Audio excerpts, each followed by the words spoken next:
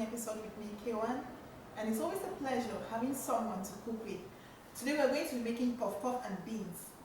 Puff puff, I will begin with puff puff. Puff puff is a deep fried dough. It's in the class of donut but slightly, with a slight variation.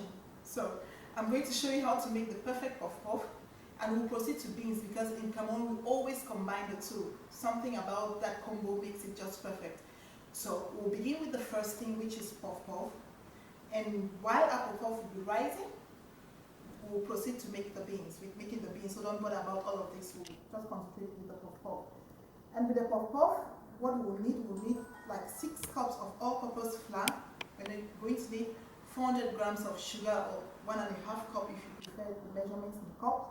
And we'll need some water, 2 tablespoons of instant yeast, and a teaspoon of salt.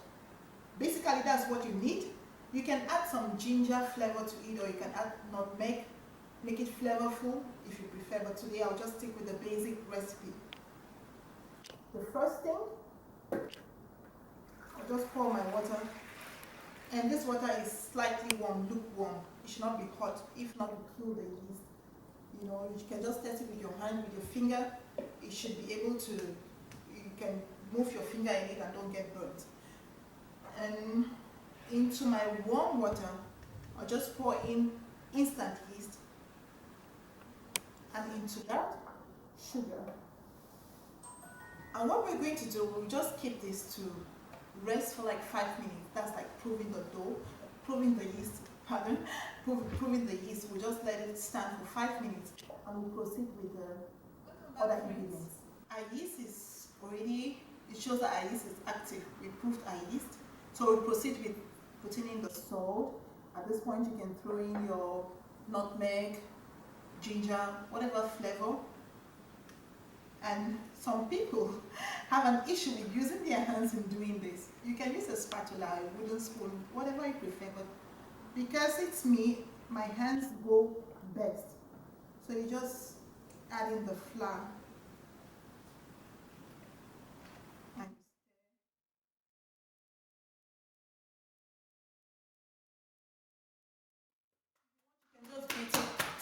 You know, this process is like beating in some air into the batter. See?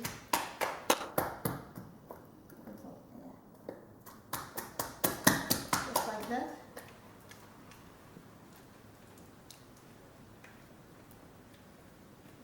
This looks good, and you see it's soft. It's not too runny. You see the consistency?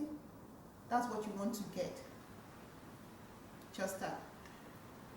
So that's it, friends. So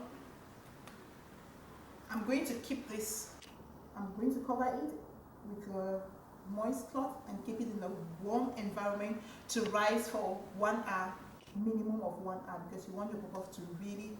So I'll just cover this up with a cloth, but first I will use this because remember it's going to rise and double in size, and you don't want it to stick to your cloth, to your kitchen cloth. So I'll use this to cover it first.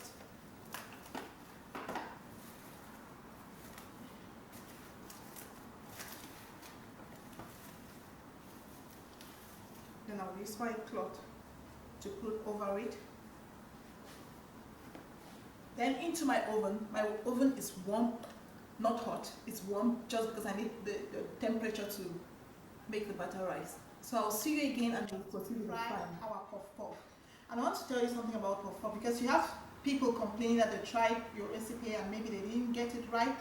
Puff puff, what determines the rising time of the puff puff is the environment and the procedure. Remember, with the proving and the keeping it in warm environment. So it can range from 45 minutes to 1 hour, but this one took me 45 minutes because I kept it in my oven, which was really warm. You see, it's almost overflowing.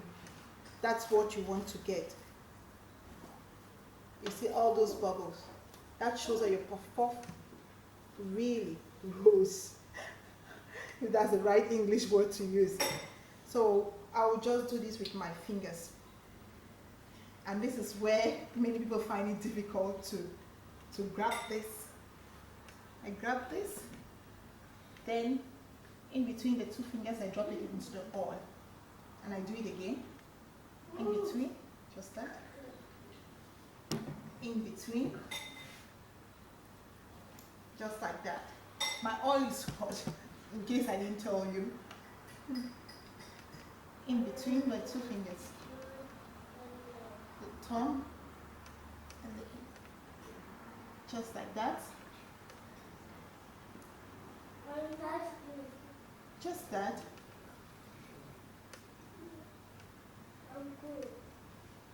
Great.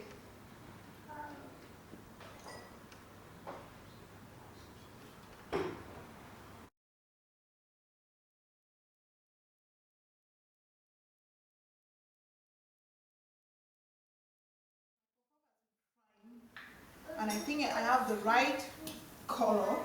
It looks perfect, perfectly brown and rounded. So I'm just going to take it out and drain it.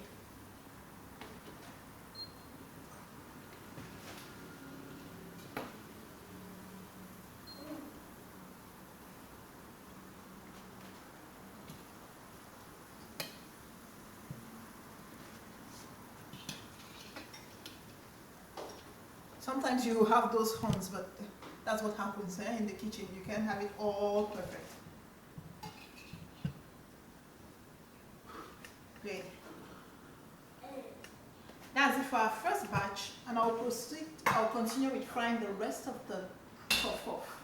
Right now I'm frying the last batch of our puff-puff, which means we are actually done with our puff-puff and beans this afternoon.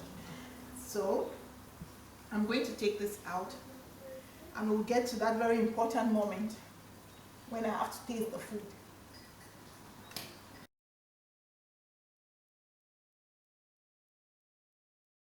We are actually done with our cooking, and the only thing we have to do is to try this. So,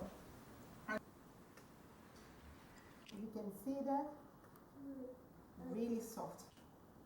That's what you want to have at the end of making puff-puff.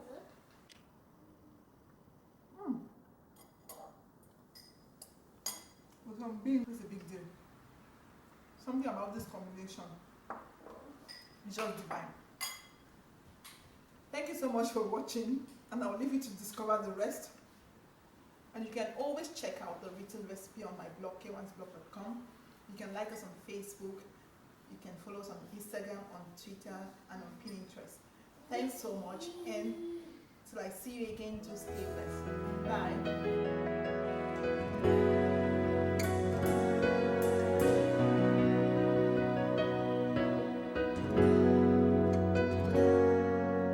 Mama set the table with dishes made of clay.